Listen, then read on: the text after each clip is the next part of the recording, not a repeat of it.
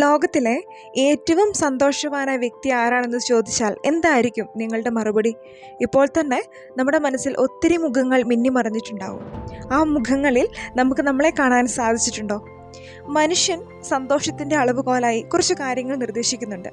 ലോകത്തിലെ ഏറ്റവും സമ്പന്നനായ വ്യക്തിയായിരിക്കും ഒരു പക്ഷേ ഏറ്റവും സന്തോഷവാനായ വ്യക്തി, അല്ലെങ്കിൽ ഏറ്റവും കൂടുതൽ ആരോഗ്യവാനായ വ്യക്തിയായിരിക്കാം ഏറ്റവും സന്തോഷവാനായ വ്യക്തി, അതല്ലെങ്കിൽ ഏറ്റവും സൗന്ദര്യമുള്ള വ്യക്തിയായിരിക്കും.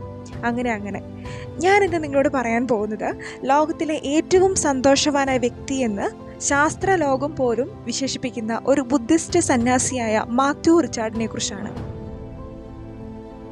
ഒരേ സമയം ഫ്രഞ്ച് പൗരത്വവും നേപ്പാൾ പൗരത്വമുള്ള ഇദ്ദേഹം 1946 ഫെബ്രുവരി 15 ജനിക്കുന്നത്. മോളിക്കുലാർ ജനറ്റിക്സിൽ PhD എടുത്ത ഇദ്ദേഹം പിന്നീട് തൻ്റെ ശാസ്ത്ര ജീവിതം ഉപേക്ഷിച്ച് ടിബറ്റൻ ബുദ്ധമതം പരിശീലിക്കാൻ തീരുമാനിക്കുന്നു. ശാസ്ത്രജ്ഞർ, ബുദ്ധമത പണ്ഡിതർ, ധ്യാനികൾ എന്നിവർ തമ്മിലുള്ള കൂടിക്കാഴ്ചകൾക്കും ഗവേഷണങ്ങൾക്കുമായുള്ള സംഘടനയായ മൈൻഡ് ആൻഡ് ലൈഫ് ഇൻസ്റ്റിറ്റ്യൂട്ടിൻ്റെ ബോർഡ് അംഗം കൂടിയാണ് ഇദ്ദേഹം. വർഷത്തിലെ ഏറെ ദിനങ്ങളും ഹിമാലയത്തിലെ കാറ്റടിച്ചാൽ കീറിപ്പൊളിയാവുന്ന കുടിലിൽ താമസിക്കുന്ന മാത്യു റിച്ചാർഡിൻ്റെ സന്തോഷത്തിൻ്റെ രഹസ്യം എന്തായിരിക്കും? അതിനുള്ള അദ്ദേഹത്തിൻ്റെ മറുപടി ഇങ്ങനെയാണ്: ഒരു മാരത്തൺ ഓടുന്ന പോലെയാണ് ആനന്ദത്തിലേക്കുള്ള യാത്ര. ഒരു ദിവസം പെട്ടെന്ന് ചാടി എഴുന്നേറ്റ് ഓടി പൂർത്തിയാക്കാനാവില്ല. പതുക്കെ ഓടി മുഴുവൻ ദൂരവും എത്താനുള്ള ശേഷി നേടുന്നു. അതുപോലെ മനസ്സിനെ ഒരുക്കിയെടുത്താലേ ആനന്ദത്തിലേക്ക് എത്താനാവും. ദിവസവും 15 മിനിറ്റ് ശുഭകരമായ കാര്യങ്ങൾ മാത്രം ആലോചിക്കുക. നല്ല കാര്യങ്ങൾ കൊണ്ട് മനസ്സ് നിറയ്ക്കുക. 2 ആഴ്ചയാകുമ്പോഴേക്കും മനസ്സ് മാറി തുടങ്ങുന്നു. ഉൾക്കലങ്ങൾ മാറുന്നു. ആനന്ദം നിറയുന്നു.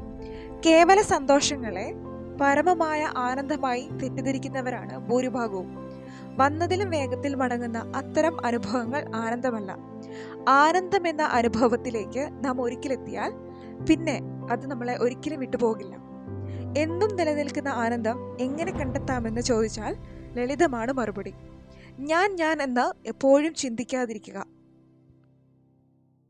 256 സെൻസറുകൾ ഘടിപ്പിച്ചാണ് ന്യൂറോ സയൻറ്റിസ്റ്റുകൾ റിച്ചാർഡിൻ്റെ മസ്തിഷ്കത്തെക്കുറിച്ച് പഠിച്ചത്. അനുകമ്പ ധ്യാനം ചെയ്യവേ റിച്ചാർഡിൻ്റെ മസ്തിഷ്കത്തിൽ കണ്ടെത്തിയത് അസാധാരണമായ ഗാമ തരംഗങ്ങളാണ്.